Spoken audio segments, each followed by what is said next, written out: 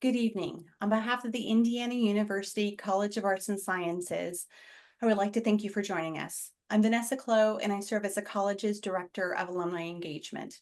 Our Food for Thought live streaming series serves as an opportunity for our alumni and friends to hear from faculty experts, explore topics of interest, and stay connected with IU and the College of Arts and Sciences, regardless of your location.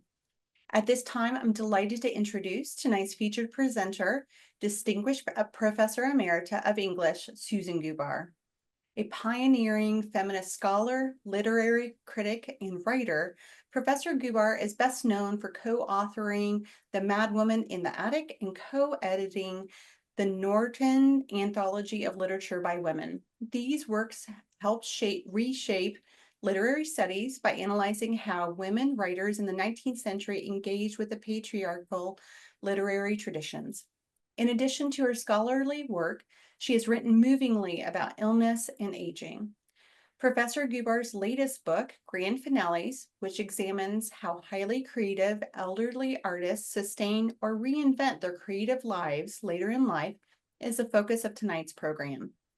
Following her presentation, Professor Gubar will be joined by Professor of English Jonathan Elmer for the audience Q&A session. You can submit your questions at any point during this evening's discussion. Simply click on the Q&A tab located in your webinar toolbar. Closed captioning is also available.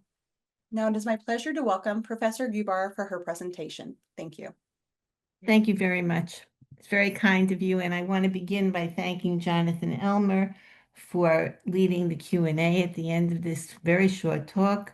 Those of you who heard him in this very series know about his book on Poe, In Poe's Wake, and it is receiving major acclaim nationally, so I hope you'll check it out. I'm going to begin speaking about grand finales by talking about the ways in which contemporary women are changing stereotypes about old ladies. And this talk is called A New Spin on Old Ladies. And after this very short talk, it's just 3.5 pages, I'll introduce you to the subjects in grand finales. So here's the talk. Are the taboos on honestly revealing the markings of age finally being lifted? A sizable number of elderly women today seem able to do what Virginia Woolf believed her generation incapable of doing, telling the truth about the female body. Though old ladies have generally been deemed either risible or invisible, there are signs that a brave new population is surfacing to contest entrenched but misleading labels and stereotypes. When in 2016, 80-year-old Joan Didion in black sunglasses became the face of the luxury brand Celine, she upended the commercial establishment's obsession with nubile girls. Or was she simply selling outrageously expensive accessories as the thinnest woman artist then extant? Questions concerning commodification were also raised about 81-year-old Martha Stewart, posing for the 2023 swimsuit issue of Sports Illustrated. Still, Didion's late memoirs and the recent proliferation of illness narratives suggest that many women have begun telling difficult truths about the aging body, as do the works of contemporary artists. In her 70s, the poet Sharon Olds focused quite a few poems on the physical consequences of aging. Here are the titles of some of Sharon Olds' poems. Hip Replacement Ode, Ode to Withered Cleavage, Ode to Waddles, and Ode to Stretch Marks. Within a genre associated with praise, the last poem concludes with a passage affirming the inscriptions of old age. Here's Sharon Olds' Ode to Stretch Marks. I'm quoting her. I always liked old ladies. I had never met one who looked as if she wanted to beat me up.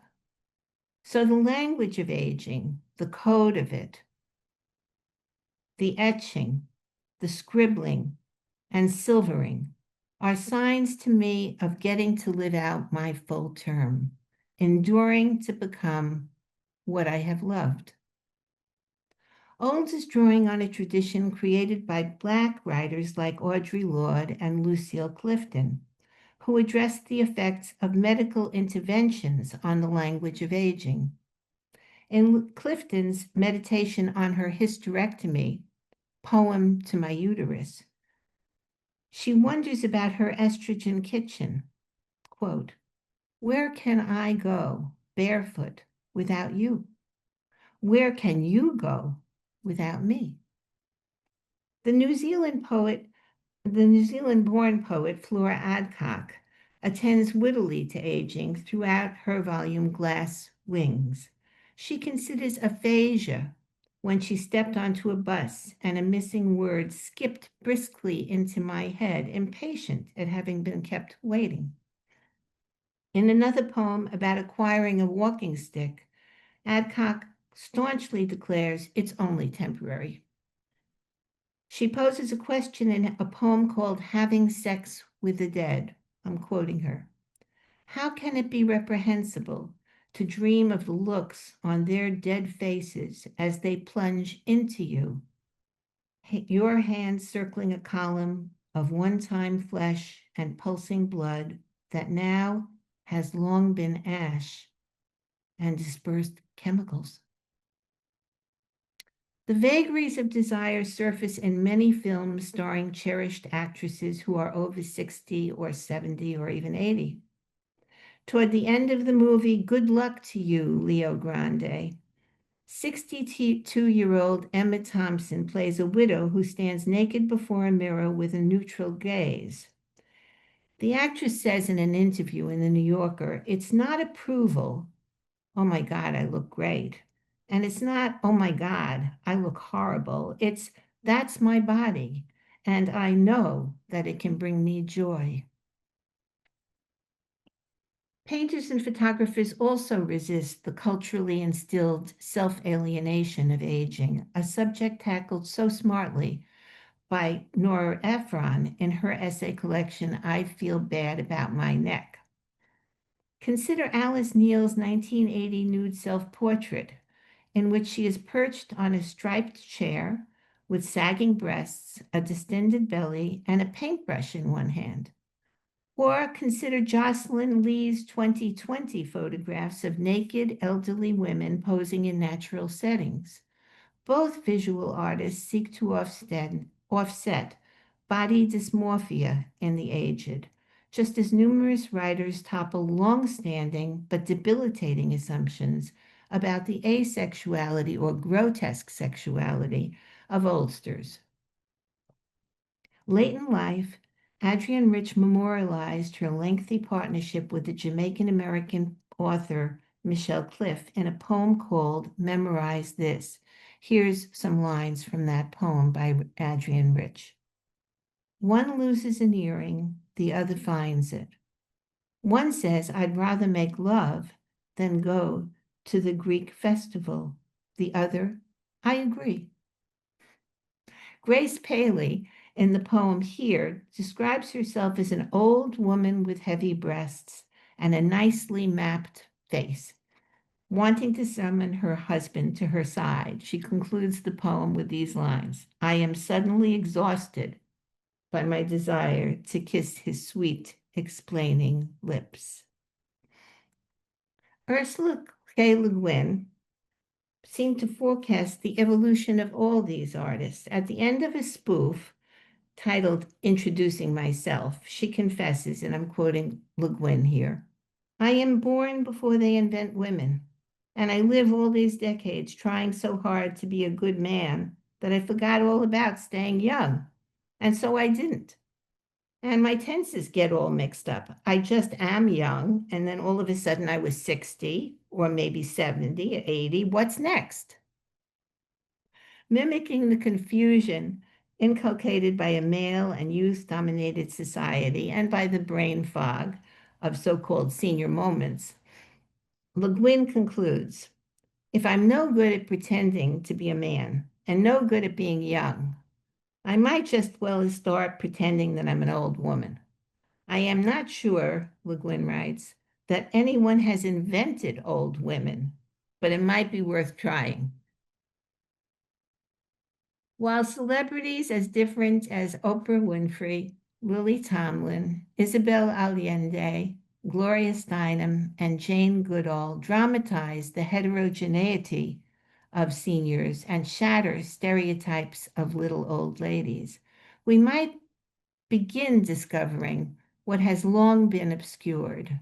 For there have always been remarkable elderly women throughout history, each one of them trying to reinvent little old ladyland.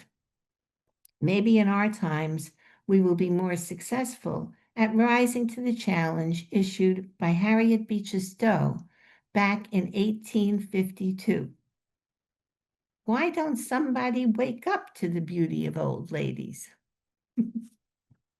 So that's about contemporary writers, and I want to talk to you today about grand finales, which is about writers in the more distant, artists in the more distant past. Some of them are writers, some of them are painters, sculptors, dancers, pianists. They participate in almost all of the various arts. There are 9 of them, and when you take them together, it seems to me, the one thing they challenge is the so-called prime and decline narrative. The idea that when you reach your 50s, you're at the heights and is downhill from there on in. It's a very prevalent idea that they manage to challenge with extraordinary grit, audacity, chutzpah, mojo, and what I call Giza machismo. They are all trying to use their art to reinvent themselves in the last stage of life. Um, so when you see the slides that I'm about to show you of my 9 subjects, you're going to see signs of loss. You'll see wheelchairs, you'll see canes. These are visible signs of loss, but you're not going to see the invisible signs of loss, loss of hearing, loss of vision, the terrible loss of intimate companions and lovers and partners. Um, so you need to think about the ways in which, they led me, I should say, to think about the ways in which we all know that the losses of age, that less is not more, less is less. But somehow they manage to make much of less. And it's that gumption and that reinvention and that grit that fascinated me through grand finale. So I think we can start with our first slide, and I'll just go through these very quickly. George Eliot suffered 2 major losses at the end of her life.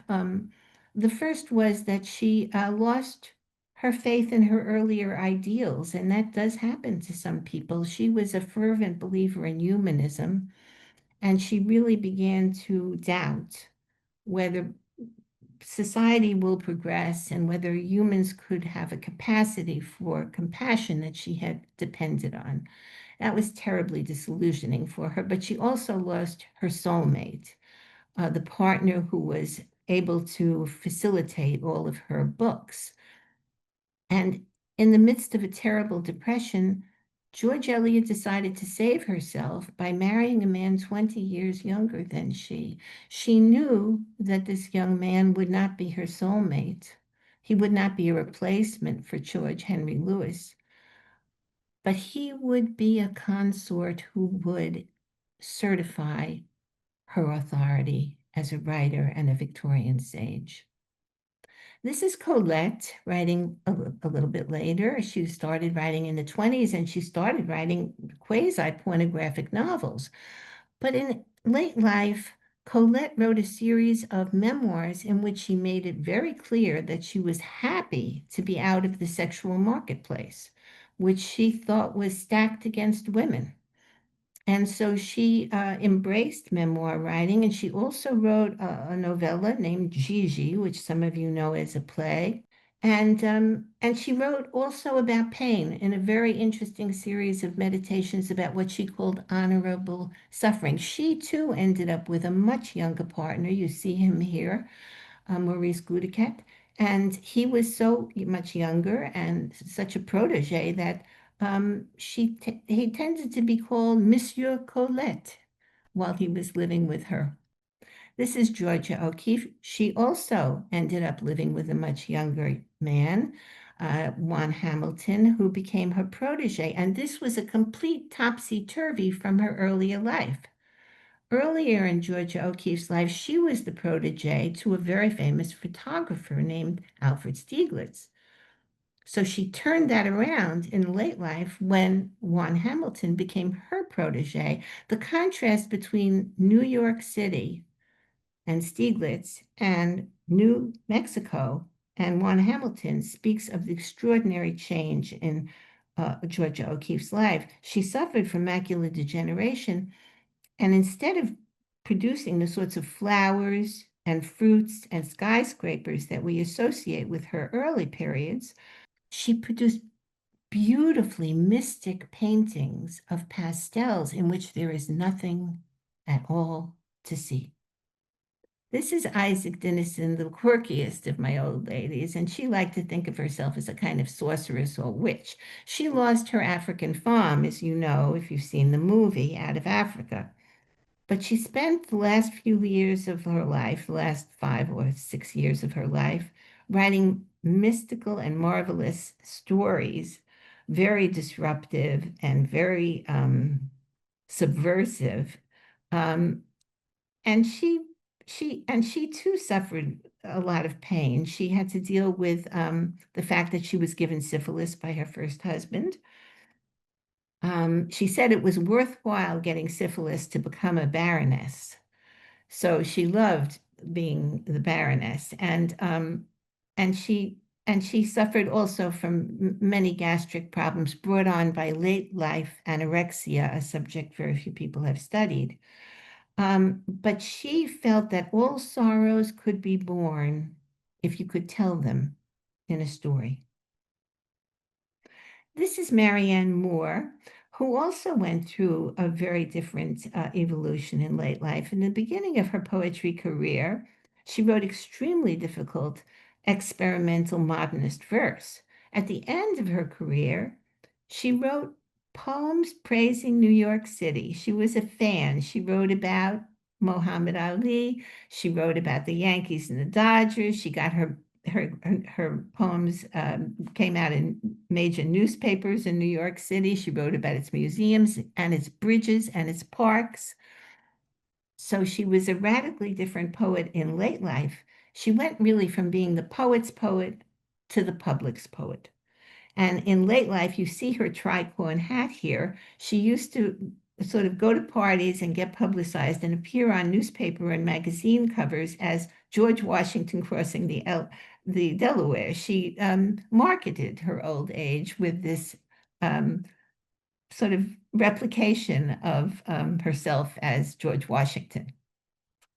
Louise Bourgeois, I would say of her, she's a sculptor, French-American sculptor, and her most productive period was late life. She produced amazing sculptures from her 70s and 80s into her 90s, starting with fabric dolls and then interior rooms that she would decorate and she called cells. And in her 80s, she started producing humongous spiders that have appeared in museums and in parks all over the globe. Um, Louise Bourgeois really is at her peak in her 70s and 80s, her aesthetic peak. This is Mary. The last three people I'm going to talk about all have something in common, which is they all underwent a conversion in midlife that completely transformed their late life. So this is Mary Lou Williams. She was famous as being an improvisational pianist, jazz pianist, and she was very, very well connected with the jazz scene in New York throughout her early career. But she had a kind of breakdown in Paris, and became converted to Roman Catholicism. And after that period, which happened in her 40s, she started producing spiritual jazz. Her mass, Mary Lou's Mass, was staged at St. Patrick's Cathedral when she was in her 60s. And when she was older, she managed to become a pioneer not only in sacred jazz, but also in jazz education. She took a job at Duke and began teaching students how to play the piano. You can see the cast on her arm, um, an indication that she was dealing with all kinds of muscular problems, as well as going deaf in one ear. She eventually also had a cancer diagnosis in old age. The next slide is Gwendolyn Brooks. Her conversion was political. She started out as a firm believer in integration, but she ended up by her 50s in believing in Black power. And she felt very strongly about it, so that after her 50s, she refused to publish with white publishers. This was a costly decision because, of course, her books would not be as well distributed and they would not be as well reviewed. Nevertheless, she was staunch about it. She was determined about it, and she kept on writing poetry that was less formally inventive, but much more, as with Moore, moving to become a poet's poet in Chicago, where she is still to this day revered.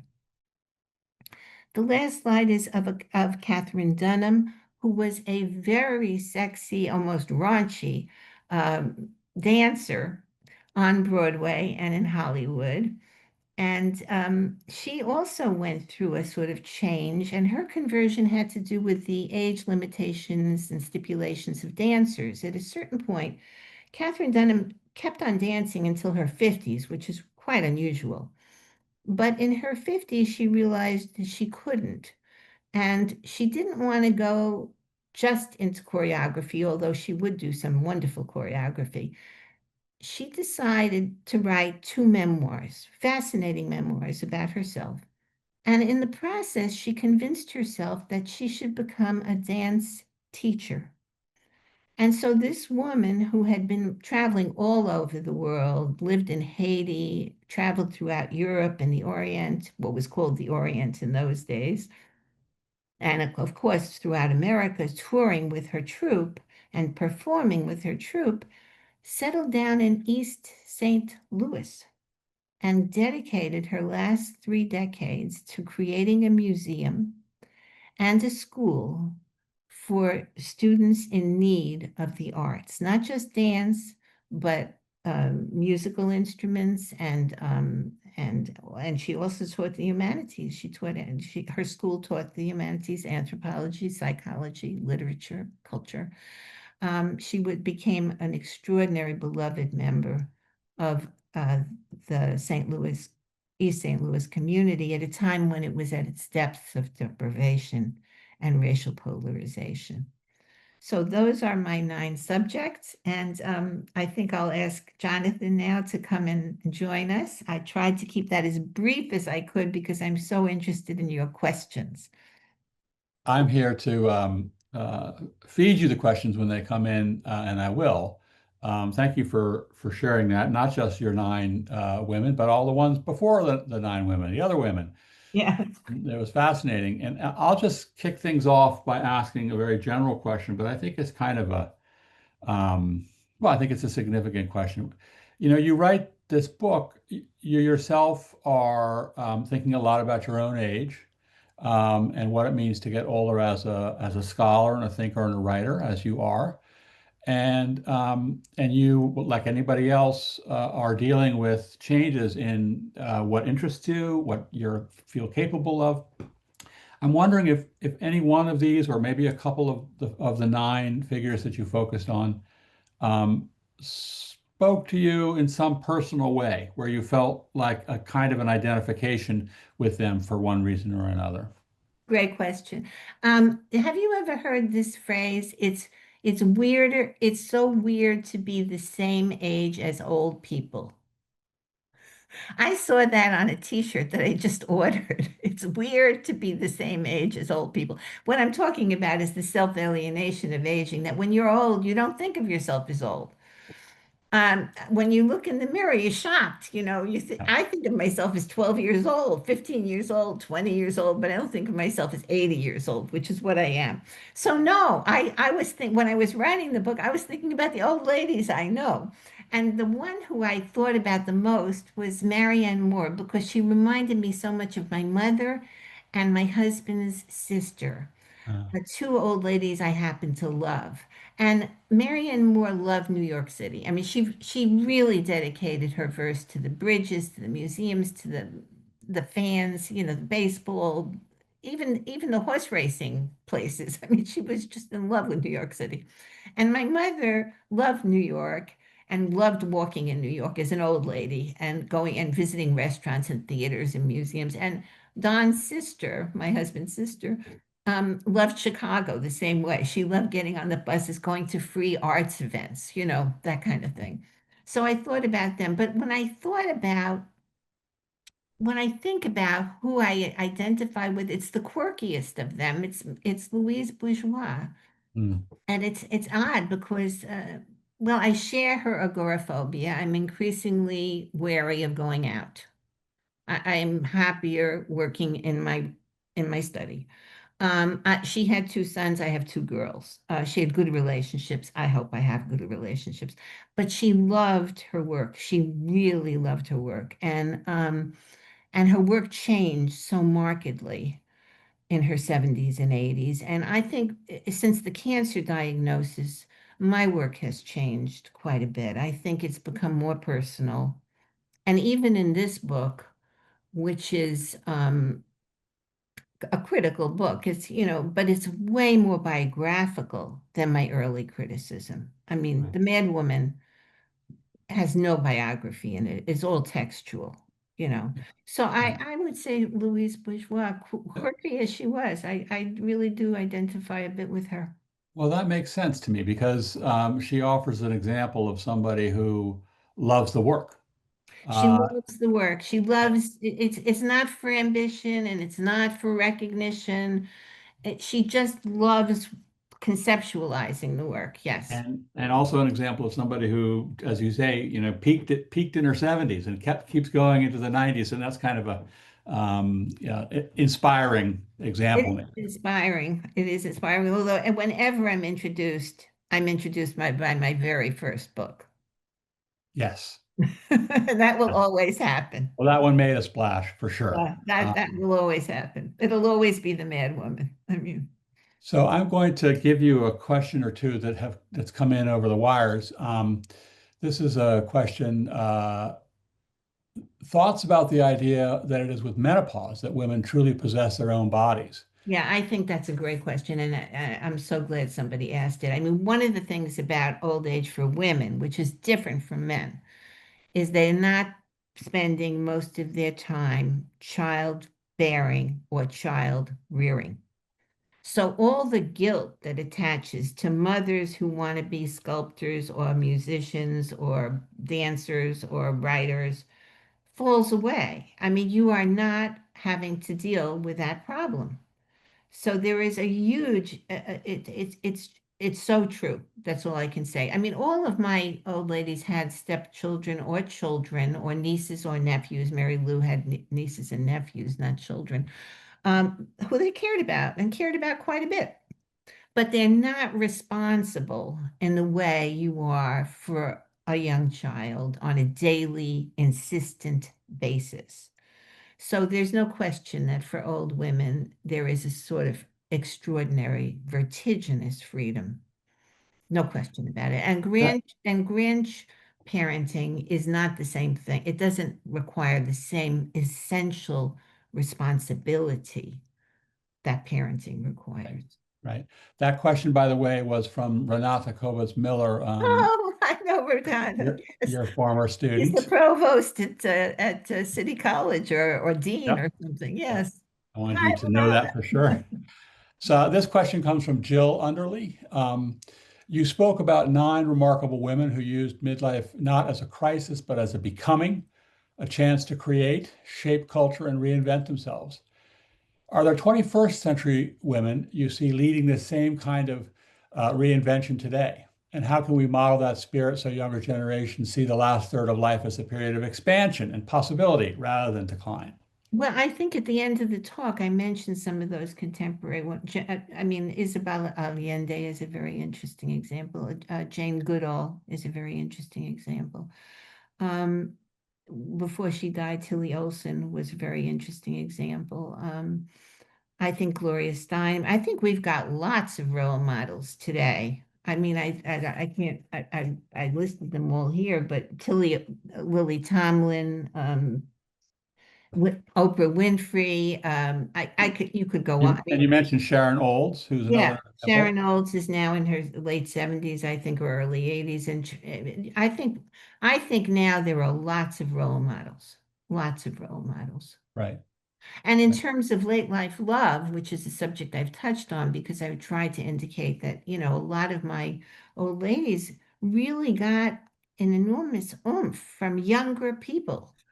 Um, I mean, it's not just shifting gears, but it's also supportiveness and community from younger people. I think that we see more of that, more interconnections between the older and the younger. I think one of the really real hazards of old age is the ghettoization of the elderly. Yeah. Yeah. Yeah, absolutely. Susan Faderspiel Chase asks, what would you recommend to jumpstart our creativity in our older years? I would recommend doing something like that is something you know how to do well, but in a slightly different way. I think changing gears, but still working with your strengths. So, for example, for years I've been writing books about writing. In this book, I tried to stretch myself by writing about dancers and jazz musicians. I'd never done that before in my entire life, but I was still writing. Um, Recently, I have started writing about quilting. I've been quilting for 50 years, but I've never written about quilting. I think finding something to do that's a little bit new and it feels like an adventure, but it's based on something you have experience on and have some strengths in. That's what I would recommend. Elizabeth Bear simply Oh, has hello, Elizabeth. yes, congratulations on your new book. Susan was Elizabeth's dissertation director. Yes, indeed. And then Jim Corning writes, not a question, but a thank you. It was a treat to attend this webinar and also think back more than 40 years to my time at IU when a girlfriend of the time suggested I read Mad Woman in the Attic. That was prompted by a late night discussion of songs by Kate Bush, fantastic artist, and Genesis based on the novel Wuthering Heights. The Uh-huh. book opened my mind to a new way of thinking, as did tonight's webinar, since I am now a Medicare eligible old man. Lovely, lovely, wonderful. Um, Thank you for writing. Cynthia Schultz writes, as a literary scholar and memoirist, your writing brings the lived experience of the body, whether female, ill, or aging, into direct conversation with the canon of literary tradition. For many, literature is an escape from such frailties, while your work frames it as a tool for deeper engagement with them. How have the personal challenges you have faced shaped your literary pursuits? And how have your lifelong literary pursuits in turn helped you navigate those challenges? What a wonderful I got to question. say, these questions are extremely well What a written. wonderful question, my God. Well, I gotta say that is a wonderful question. I think it pertains mostly to my book Memoir of a Debunked Woman, which I wrote in a state of complete trauma because I was given 3 years to live, basically, and I wrote it while I thought I was dying. And I do think that writing it for me was a lifeline through that very difficult terrain. I don't know how I could have done it without the writing. It was just a way of processing. It's like I can't think if I'm not writing. I can't understand if I'm not writing. So it was a way. The second point she makes is that the literature also helped me So I was reading lots of, I mean, there was very little written about women with ovarian cancer at that time, very, very little, but I found everything I could. And I was reading it ferociously to see how other women dealt with that. And that was also a kind of companionship, the reading of other women. It was a form of not friendship, but just companionship. So,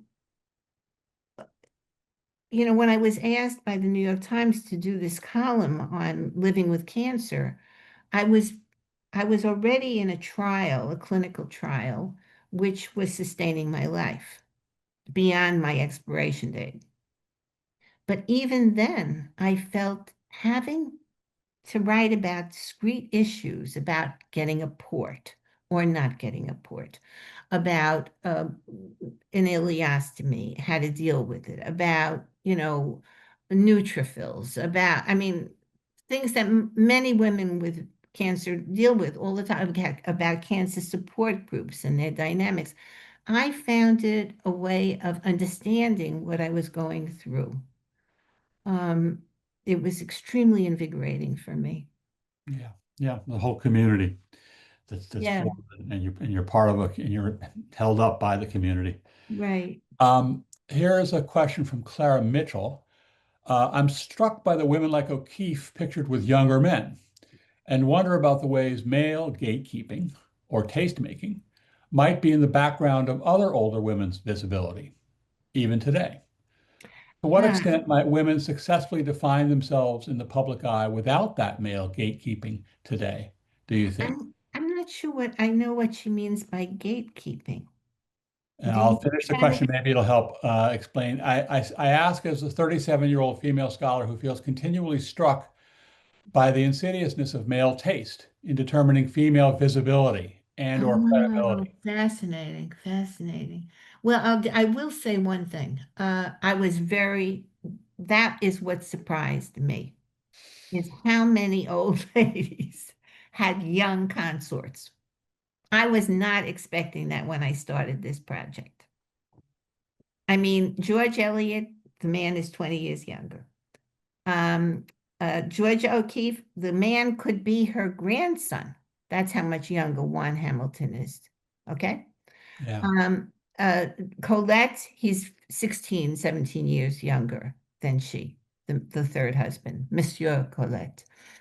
Um, Even somebody like Mary Lou Williams, she becomes a Catholic, so she's into celibacy, right? yeah, But she has, in her early life, she's ripped off because she doesn't know how to get royalties for her inventions. In her late life, a young Jesuit priest named Peter O'Brien enlists himself in forwarding her career. And he makes sure that the royalties go to her, and he books her and he helps her get engagements and he gets her reviewed. So that was not something I was expecting to find, that there would be so many older women with younger male facilitators. Now, that's a very interesting thing to me. I mean, it does happen with female younger facilitators. Simone de Beauvoir, well, she had an affair with a younger Claude Lanzmann, but she also had a sort of adopted young daughter who helped her in her old age. So it's not just men, but in my case, with these 9 women, it was mostly young men who were facilitators. And I was not and that's always when you're interested as a scholar, right, Jonathan? I mean, when yes, you find something that you didn't expect, you weren't looking for, it just comes out of left field. yeah. And So, that's what you got to try to explain. so Yeah, I don't see gatekeeping or issues of visibility, men not wanting to look at older women, which I know is a huge problem, and we can talk about that. I talk about that in the book as body dysmorphia, which is the idea that old people are ugly and old women are even uglier than old men. And that is something that is rampant in our culture. And Nora Ephron was not wrong, which is why I always wear a scarf, right? I mean, I don't like my neck either. So that is definitely going on in the culture that these women inhabit, but oddly enough, and the same is true for Bourgeois. Louise Bourgeois had a young man who really he didn't live with her. He was sort of like her manager and also her model and her interlocutor. But he facilitated her career, and he was at least 20 years younger than she. Yeah. Kenneth Spiegel writes, as a 72-year-old man, IU English major, class of 75, I am curious about whether, other than menopause, you have given thought to how aging may be different for women than it is for men, especially in terms of creativity and in terms of love. Well, there's one old lady I discussed. She's not one of my major nine, but she's one who I love, named MFK Fisher. She's a food writer. Right. She's a wonderful food writer. And I love her work, and I sort of feature her in the conclusion. And she thought that old age was easier on women, that it was harder on men. Now, it is true, too, to substantiate that the highest suicide rates are for old single men. So there is, she's not completely, but she really also felt that it was partly because women had spent their lives caregiving, and they understood that they needed caregiving at the end, and they could accept it more, having given it in the previous time, and that they also never relinquished the kind of authority that men have historically had.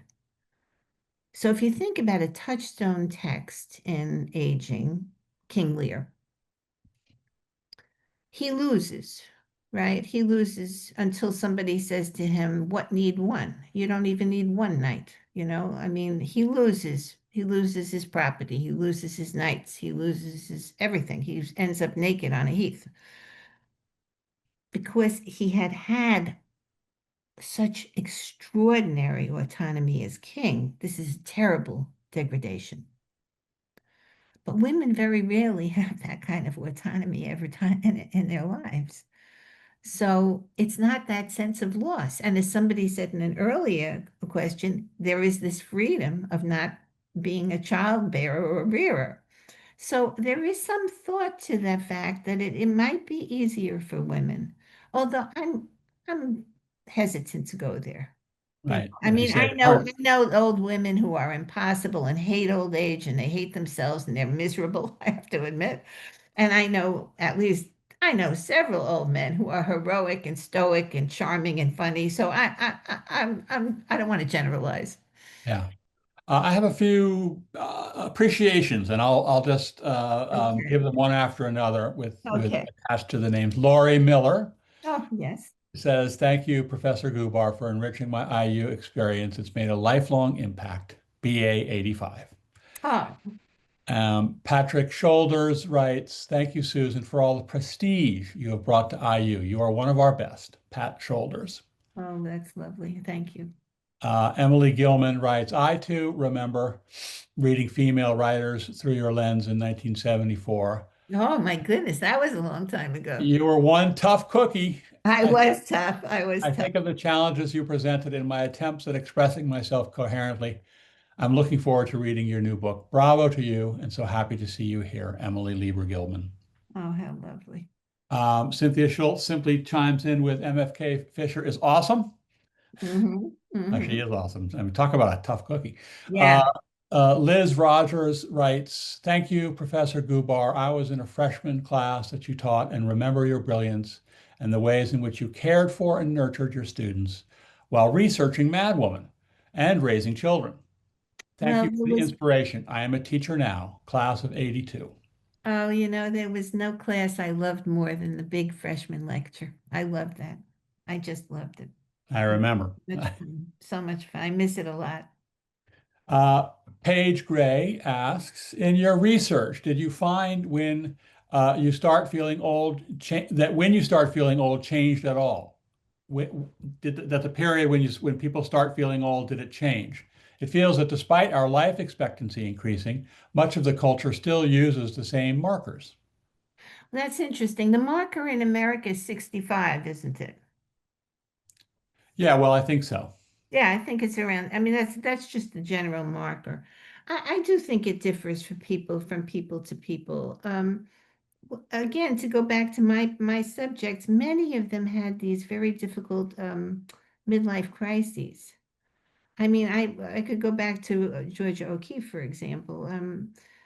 She in her 40s, she was hospitalized. She was agoraphobic. She was anorexic. She was anxious. She was frightened. She was hospitalized for 2 weeks, 3 weeks. Um, I think that was in her 40s. At that point, she changed her life. She came out of that hospitalization and built a new life. Stieglitz had not died, but she moved to New Mexico.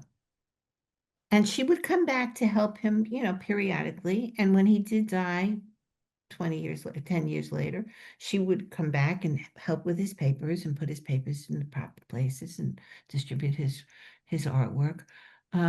She never divorced him, but she lived, and that was in her 50s. So yeah, I think it's different for different for people.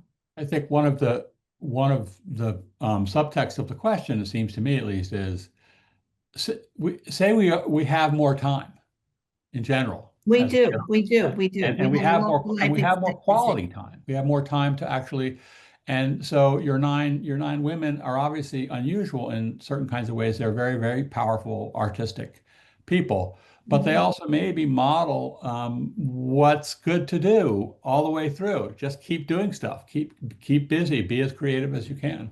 Be as Um, creative as you can, but also try new things and don't get stuck. I mean, when Toni Morrison was in her 60s, she started becoming obsessed. Now, she had always been concerned with the musicality of her words, but she became obsessed with music. She just loved music. She loved working with composers and she loved working with singers, and she started producing lyrics and she started producing an opera.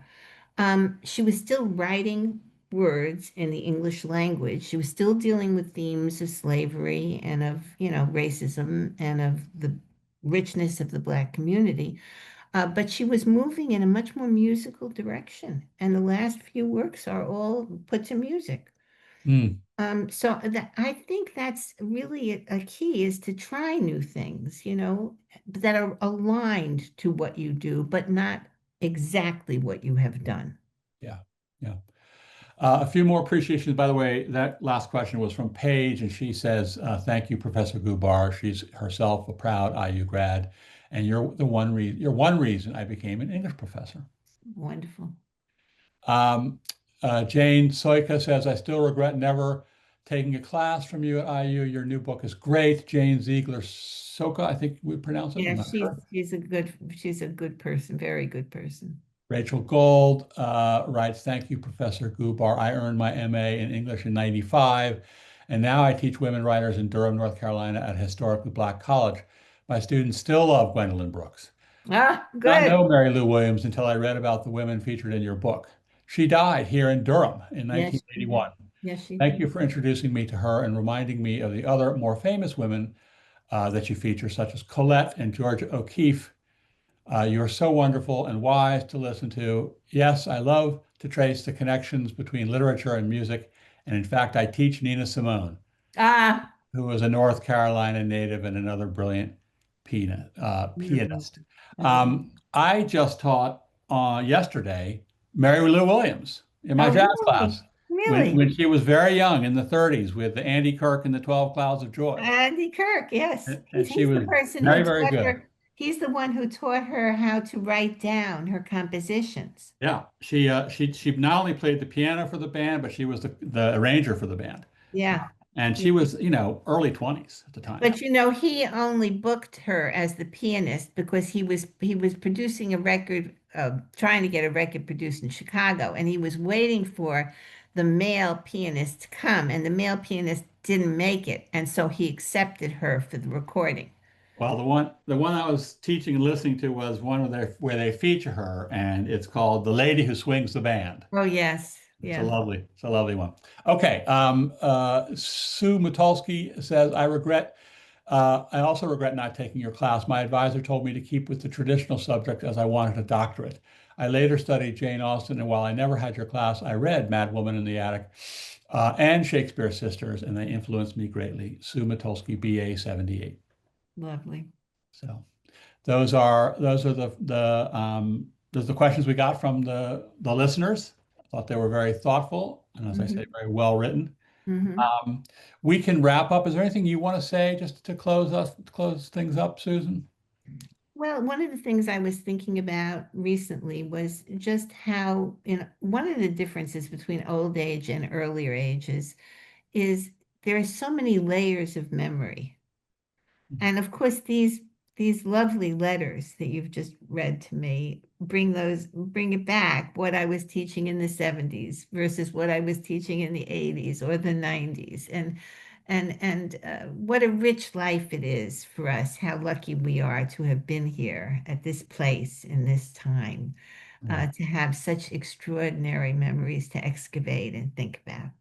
And the testimony we get pretty often is that when you teach somebody, they're going to come back 20, 30, 40 years later and say, you made a difference Yeah, it's lovely. for me. Yeah. It is lovely. It makes it all very much worthwhile. Yes, it does. Well, Susan, it's a great book. I know because I was talking to you when you were writing it, and I Yes, you think I've read were. every single chapter, but I've read most of them. Well, you were a big help with quite a few chapters where I was lost in the forest. So, Wonderful. It's a wonderful book. It's a great idea. And I think you hear from people the sense that it provides some models for things to think about, people to do, what can we do now with our lives? How can we be yeah, creative? yeah. That's wonderful. Then I'm going to turn things back to Vanessa, and we'll say goodbye. You and I will say goodbye, and Vanessa will close things up for us. Thank you. Great. Thank you again for joining us and participating in this evening's live stream. I would like to personally thank Professors Gubar and Elmer for their time and expertise. We are grateful to you all. I would like to acknowledge the IU Alumni Association for assisting with tonight's event. Finally, I should recognize that efforts like this would not be possible without the support of donors who understand the value of a liberal arts education. If you would like to support programs like tonight's presentation or other opportunities that connect alumni and friends with the College of Arts and Sciences and Indiana University, please consider making a contribution to the IU Bloomington College Alumni Engagement Fund at the Indiana University Foundation. We look forward to connecting you with the college and each other again soon. Until next time, take care.